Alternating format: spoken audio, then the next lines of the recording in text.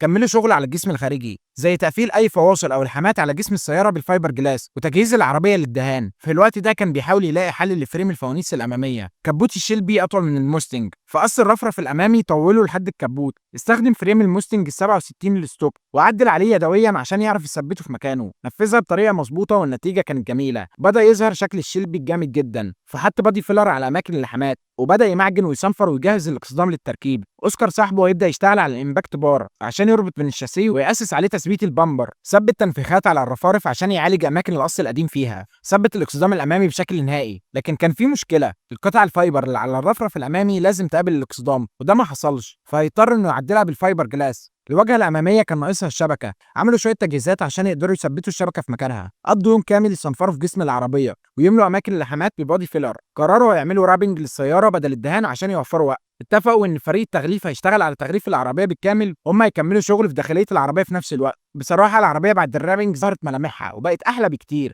لونها اسود من بعيد لكن من قريب في انعكاسات نحاسيه مديها شخصيه قويه. جوه العربيه ركبوا اير انتيك، زود العربيه ب 20 حصان وكمان 20 نيوتن متر.